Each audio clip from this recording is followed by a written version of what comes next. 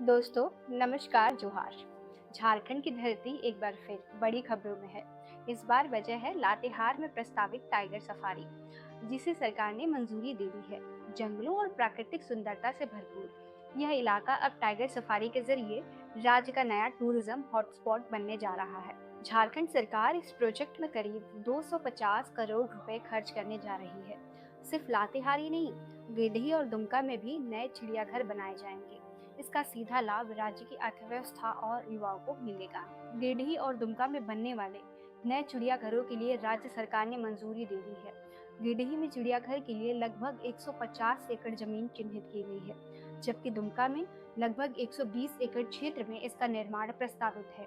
दोनों zoological park प्राकृतिक परिवेश से भरपूर इलाके में बनाए जाएंगे, ताकि वन्य जीवों को प्राकृतिक माहौल मिल सके। इसका उद्देश्य राज्य में जैव विविधता संरक्षण के साथ साथ इको टूरिज्म को बढ़ावा देना है।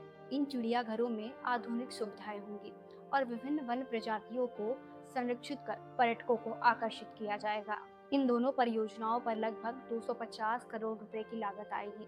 इन चिड़ियाघरों में बाघ, तेंदुआ, हाथी, पक्षियों की कई प्रजातियां और अन्य जंगली जानवरों को प्राकृतिक वातावरण में रखा जाएगा।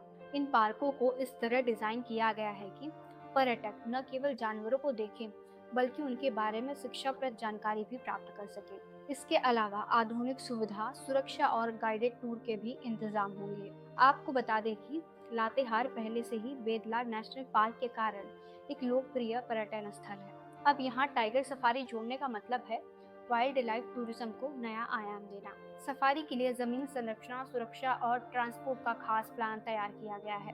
जानकारी के मुताबिक सफारी में बाघों के लिए आधुनिक इंक्लोजर, पर्यटकों के लिए इलेक्ट्रिक वाहन, tiger view point, nature walk zone और बच्चों के लिए नए एजुकेशनल सेंटर भी बनाए जाएंगे।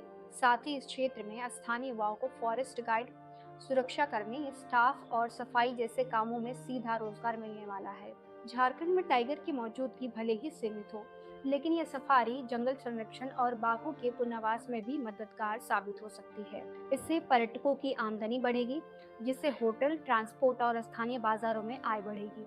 सरकार का दावा है कि ये प्रोजेक्ट झारखंड को देश के इको टूरिज्म मैप पर स्थापित करेगा। सवाल ये है कि क्या सरकार इसे वाकई समय पर पूरा कर पाएगी और क्या बाघों की सुरक्षा सुनिश्चित हो पाएगी? आप क्या सोचते हैं इस टाइगर सफारी के बारे में? क्या ये झारखंड की तस्वीर बदल सकेगी? कमेंट में जरूर बताएं। मिलते हैं किसी अन्य वीडियो में। शुक्रिया।